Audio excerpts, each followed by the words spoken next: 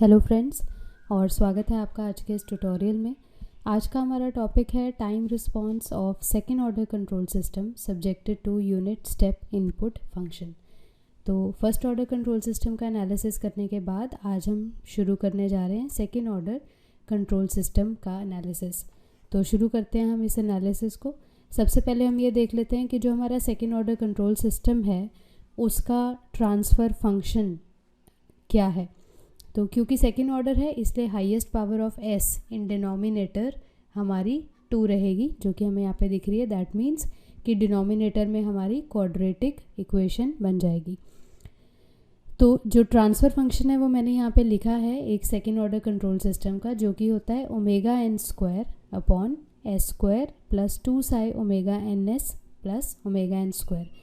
यहाँ पे ज़रूर कुछ ऐसे वेरिएबल्स और पैरामीटर्स हैं जो आपके लिए अभी अननोन है, पर आप बिल्कुल भी इस चीज़ की टेंशन ना लें। ये सारे पैरामीटर्स मैं आपको अच्छे तरह से समझाऊंगी आने वाले अगले वीडियो में। लेकिन अभी के लिए आपको सिर्फ ये समझना है कि एक सेकेंड ऑर्डर कंट्रोल सिस्टम का जो ट्रांसफ़र फंक्शन है वो ये रहेगा। तो अभी के लिए हम ये देख लेते हैं कि जो ओमेगा एन है वो है हमारी नेचुरल फ्रीक्वेंसी ऑफ ऑसिलेशन, आप इतना याद रखें। और जो साए है वो होता है हमारा डैम्पिंग रेशियो। तो ये सारे पैरामीटर्स पूरी डिटेल में हम एक अगले ट्यूटोरियल में कवर करेंगे। तो एक सेकेंड ऑर्डर कंट्रोल सिस्टम का जो सिंपल एक फीडबैक लूप है वो इस तरह से आपको नज़र आएगा, और जब आप इसको रिड्यूस कर देंगे तो ये वाला ट्रांसफ़र फंक्शन आपके सामने आ जाएगा।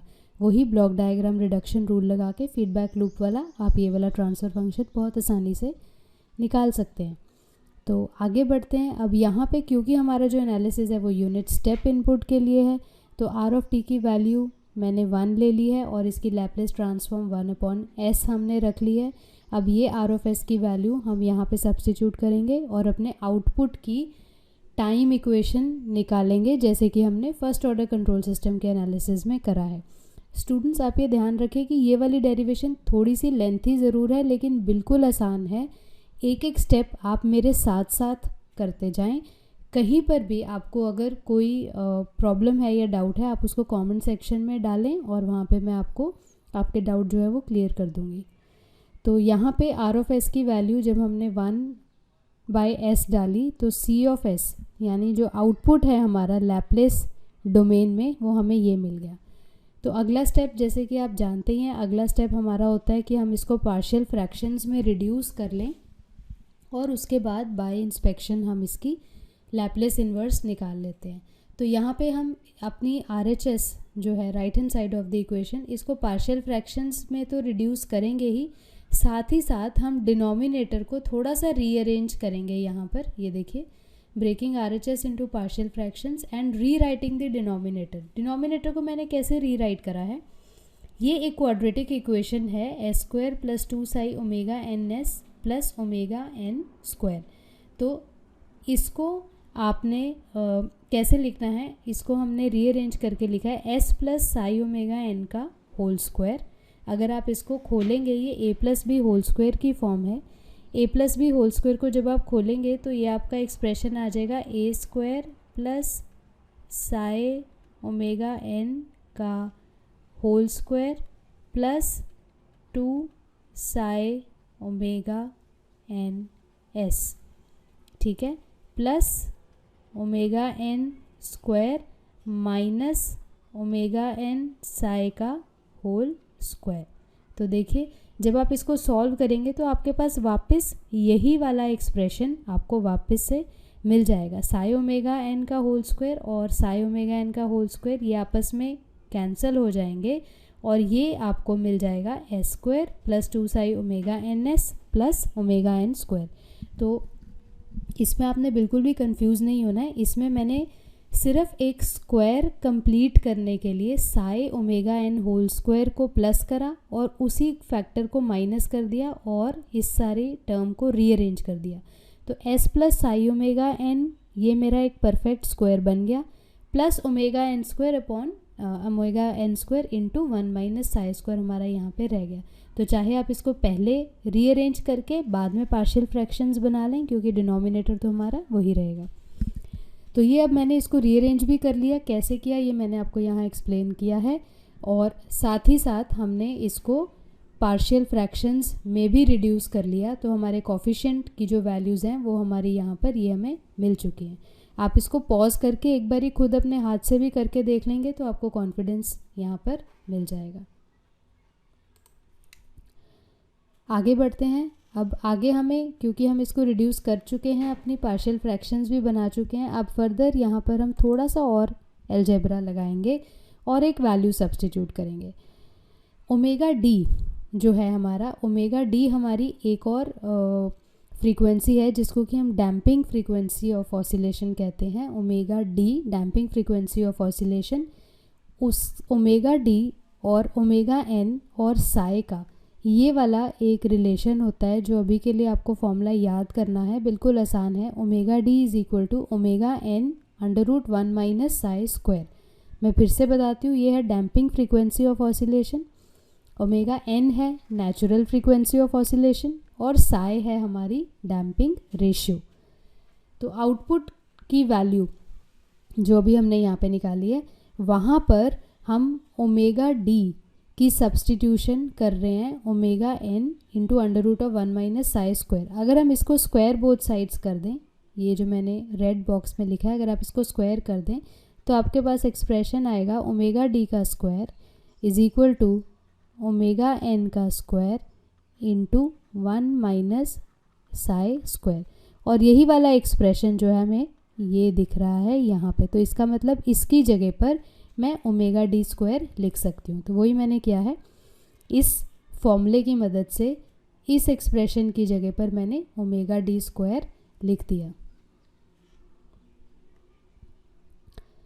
अगले स्टेप में यहाँ पे थोड़ी सी और हमने एल्जेब्रिक यहाँ पर चेंजेस करे हैं और इस इक्वेशन को हमने और खोल लिया है। ये देखिए यहाँ पर 1/s एज इट इज़ है हमारा factor s plus 2 psi omega N.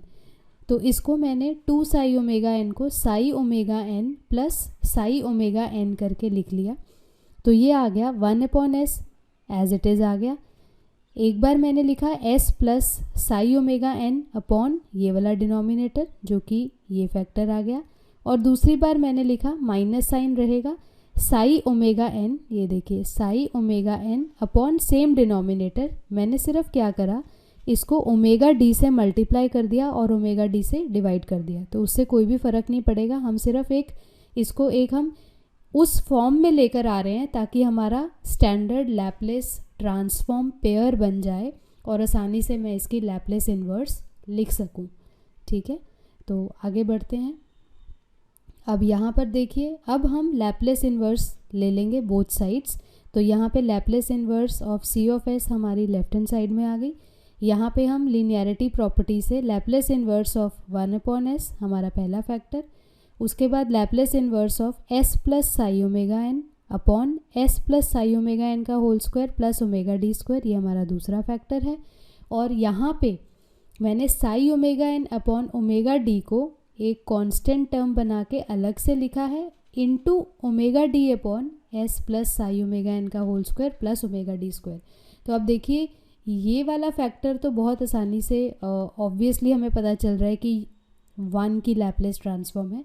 अब ये वाले जो दो फैक्टर्स हैं, फैक्टर नंबर 1 ये वाला और ये वाला फैक्टर नंबर 2, ये सीधे सीधे हमारे साइन और कॉस की लैपलेस ट्रांसफॉर्म पेयर हमें नज़र आ रही है।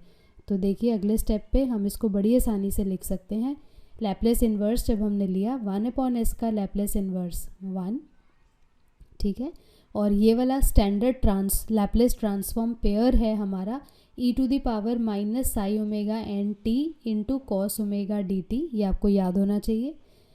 माइनस ये वाली कांस्टेंट टर्म जो है ये हमने एज इट इज़ लिख ली यहाँ पर, और बाकी का जो हमारा पार्ट है ये वाला पार्ट यहाँ से लेके यहाँ तक ये हमारा again standard Laplace transform pair बन गया e⁻ minus psi omega n t into sine of omega d t का। तो बिल्कुल आसान है अभी तक, आई होप आपको कोई कन्फ्यूजन नहीं है किसी भी स्टेप में। आगे बढ़ते हैं। आगे जब हम बढ़ेंगे तो हम यहाँ पे मैंने क्या करा है, e⁻ minus psi omega n t को मैंने कॉमन ले लिया ये देखिए, और मैंने under root of 1 minus psi square से इस पूरे एक्सप्रेशन को 1 को छोड़ के बाकी के पूरे एक्सप्रेशन को मल्टीप्लाई कर दिया और डिवाइड कर दिया। तो जब मैंने जो फैक्टर मैंने डिवाइड करा है उसको अगेन मैंने बाहर कॉमन ही रख लिया। e to the power minus psi omega n t देखिए यहाँ पर भी है और यहाँ पर भी है, इसको मैंने कॉमन ले लिया। और जो मल्टीप्लाइंग वाला फैक्टर है under root 1 minus psi square जो मल्टीप्लाई करा है उसको मैंने अंदर ब्रैकेट में मल्टीप्लाई कर दिया। तो ये देखिए under root of 1 minus psi square cos omega d t के साथ मल्टीप्लाई हो गया, हमारी ये वाली टर्म बन गई है। माइनस मैंने बाहर कॉमन ले लिया है तो यहाँ पर प्लस ही आएगा, आई एम सॉरी, यहाँ पे प्लस ही आएगा क्योंकि माइनस हम ऑलरेडी बाहर कॉमन ले चुके हैं, सारा कुछ स्क्वायर ब्रैकेट के अंदर है। प्लस ये वाला factor as it is psi omega N upon omega d into under root of 1 minus psi square e to the power minus psi omega n t sine omega d t. ये वाला factor भी हम common ले चुके हैं तो ये यहाँ पर नहीं आएगा, ये इक्वेशन हमारी ऐसे रह जाएगी। ये डिनोमिनेटर वाला फैक्टर ऑलरेडी हम बाहर कॉमन निकाल चुके हैं। निकालने के बाद अगले स्टेप में जब हम बढ़ेंगे तो आपको और ये सिंप्लीफाई होता हुआ नज़र आएगा। ये देखिए 1 minus e to the power minus psi omega n t upon under root 1 minus psi square, ये हमारा ऑलरेडी जो हम कॉमन निकाल चुके हैं वो है। और अब यहाँ पर देखिए हमारे पास क्या बच गया, under root 1 minus psi square as it is मैंने यहाँ पे लिखा, into cos of omega d t as it is मैंने यहाँ पे लिखा, प्लस अब देखिए ओमेगा एन से ओमेगा एन कैंसिल हो चुका है, under root 1 minus psi square से under root 1 minus psi square cancel हो चुका है। ये e to the power minus psi omega n t already हम बाहर कॉमन निकाल चुके हैं, प्लस सिर्फ ये वाला साई बच गया हमारा into sine of omega d T यहाँ पर बच गया। तो ये हमारी इक्वेशन जो है अब इस इक्वेशन में हमारे पास रिड्यूस हो चुकी है। अब आप अगर इस इक्वेशन को ध्यान से देखें तो ये एक ट्रिग्नोमेट्रिक फॉर्मूला यहाँ पे बन रहा है और ये फॉर्मूला बनाने के लिए कुछ सब्स्टिट्यूशन हमें यहाँ पर करनी पड़ेगी। देखिए वो सब्स्टिट्यूशन क्या करी है मैंने, ये फॉर्मूला बन सकता है sine A cos B plus cos A sine B की फॉर्म में, लेकिन उसके लिए मुझे इन दो फैक्टर्स को सब्स्टिट्यूट करना पड़ेगा। ठीक है, तो जब मैंने इस फैक्टर की वैल्यू साइन फाई डाल दी, under root of 1 minus psi square को मैंने साइन फाई सब्स्टिट्यूट किया, और जो साई वाला फैक्टर है उसको जब मैंने कॉस फाई सब्स्टिट्यूट कर दिया तो यहाँ पर जब ये वाली वैल्यू हम पुट कर देंगे तो ये देखिए हमारा एक्सप्रेशन और सिंप्लीफाई होता हुआ नज़र आ रहा है। ये रह गया हमारे पास 1 minus e to the power minus psi omega n t upon under root 1 minus psi square, ये यही वाला फैक्टर है स्क्वायर ब्रैकेट के बाहर वाला। अब मैंने यहाँ पर ये वाली वैल्यूज़ सब्स्टिट्यूट कर दी तो देखिए sign A cos B plus cos A sine B की फॉर्म में अब ये वाला हमारी इक्वेशन रिड्यूस हो चुकी है। और इसका फॉर्मूला आप जानते हैं, sine A cos B plus cos A sine B का जो फॉर्मूला है वो sine of A plus B के बराबर होता है। तो ये जो स्क्वायर ब्रैकेट है ये हमारा रिड्यूस हो गया इस sine of A plus b में, जहाँ पे a omega d t plus phi या आप phi plus omega d t ले लें, उससे कोई भी फ़र्क नहीं पड़ेगा। तो अब यहाँ पे हमारा जो सी ऑफ टी की वैल्यू है वो काफ़ी हद तक हम सिंप्लीफाई कर चुके हैं और हमारे पास ये वाली वैल्यू देखिए यहाँ पर निकल कर आ गई है। तो सी ऑफ टी जो है हमारा यानी हमारा आउटपुट की इक्वेशन इन टाइम डोमेन वो अब हमारे पास ये आ गई है 1 minus e to the power minus psi omega n t upon under root of 1 minus psi square into sine of omega d t plus phi. ना भूलें ओमेगा एन है हमारी natural frequency of oscillation, omega d है damping frequency of oscillation और psi है हमारी damping ratio. ये सारे पैरामीटर्स मैं आपको अलग से एक ट्यूटोरियल में समझाऊंगी, आप उसकी बिल्कुल भी टेंशन ना लें, सिर्फ आप आज ये डेरिवेशन अच्छे से समझें। तो आगे अब हम बढ़ते हैं, थोड़ी सी और हम वैल्यूज़ यहाँ पे पुट करके देखते हैं। शुरू में मैंने आपको बताया था कि जो ओमेगा डी है और ओमेगा एन और साई का रिलेशन आप ये याद रख लें, ये बहुत बहुत काम आने वाला है आगे न्यूमेरिकल्स सॉल्व करने में। तो क्योंकि omega D is equal to omega n under root 1 minus psi square होता है और tan फाई की value under root 1 minus psi square upon psi है। अब आप सोच रहे होंगे कि ये वैल्यू कहाँ से आई, तो ये वैल्यू यहाँ से आई है। अभी अभी जो हमने साइन और कॉस की सब्सटीट्यूशन करी थी, ये देखिए यहाँ पर ये वाली, ये साइन फाई की वैल्यू हमने under root 1 minus psi square रखी और कॉस फाई की वैल्यू हमने साई रखी। और आपको पता है sine A upon cos A tan A होता है, तो अगर मैं इनको डिवाइड कर दूं sine phi upon cos phi तो मुझे टैन फाई मिल जाएगा। और टैन फाई की वैल्यू क्या आ जाएगी हमारी, टैन फाई की वैल्यू आ जाएगी under root 1 minus psi square upon psi, जहाँ से फाई की वैल्यू अब मुझे मिल चुकी है जो कि tan inverse of under root 1 minus psi square upon psi है। तो ये वैल्यू हमने यहाँ पे क्यों निकाली है, ये वैल्यू हमने यहाँ इसलिए निकाली है क्योंकि जो सी ऑफ टी की इक्वेशन अभी अभी हमने बनाई है वहाँ पर हम ये वैल्यू सब्सटीट्यूट करेंगे इस तरह से।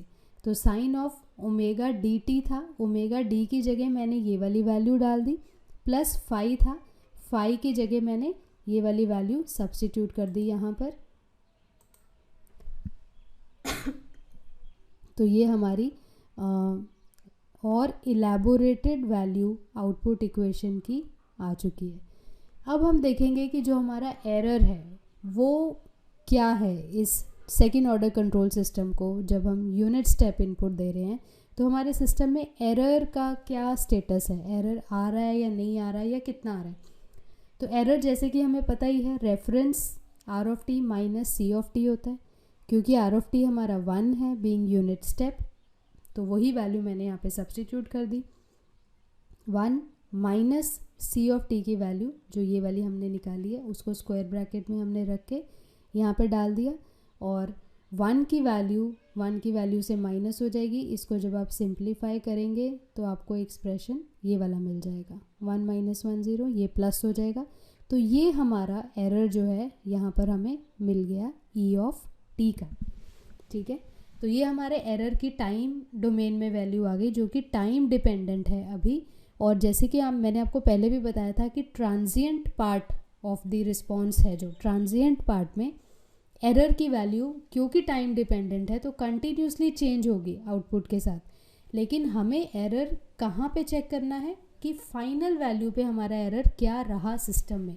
जब हमारा सिस्टम फाइनली सेटल हो गया तो एरर की वैल्यू क्या है, यानी steady state value of error हम हमेशा देखते हैं जब भी हम टाइम रिस्पॉन्स एनालिसिस करते हैं किसी भी सिस्टम का।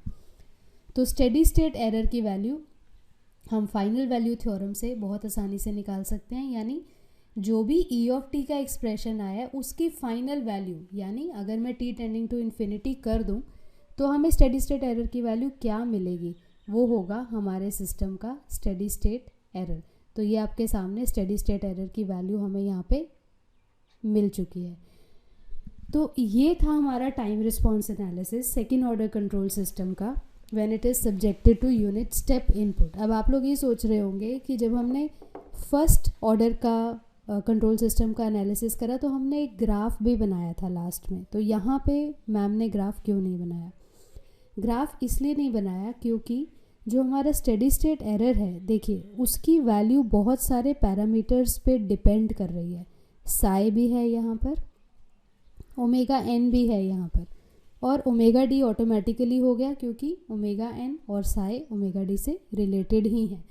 तो इसका जो एनालिसिस है वो साई की यानी डैम्पिंग रेशियो की अलग अलग वैल्यूज़ पे किया जाता है। वो इस ट्यूटोरियल में मैं कवर नहीं करूँगी, इसके अगले ट्यूटोरियल में हम इसका टाइम रिस्पॉन्स एनालिसिस के जो ग्राफ्स हैं, जो अलग अलग साई की वैल्यू पे अलग अलग तरह से हमें डिफरेंट आउटपुट दे रहे हैं और डिफरेंट स्टेडी स्टेट एरर दे रहे हैं, उसका एनालिसिस हम करेंगे। ये टॉपिक थोड़ा लंबा है इसलिए इसको मैंने 2 या 3 वीडियोज़ में डिवाइड किया है। तो पहला वीडियो आप ये देखें, डेरिवेशन लेंथी ज़रूर है लेकिन इसमें कुछ भी कॉम्प्लेक्स नहीं है, सिंपल अलजेब्रा है और मैथमेटिक्स है। तो मैं आपको यही एडवाइस करूँगी कि एक बार आप ये देख के उसके बाद आप इसको खुद से लिखें, 2 बार 3 बार लिखने के बाद आपको ये याद हो जाएगी। तो वो सब स्टूडेंट्स जो कि सब्जेक्टिव एग्ज़ाम की तैयारी कर रहे हैं, बीटेक के हैं और यूनिवर्सिटी एग्ज़ाम की तैयारी कर रहे हैं, तो उनको ये डेरिवेशन आना बहुत ज़रूरी है। हाँ, कॉम्पिटिशन्स में डेरिवेशन नहीं आती, वहाँ पे हम सिर्फ रिजल्ट्स का एनालिसिस जो रिज़ल्ट्स हैं वही यूज़ करते हैं।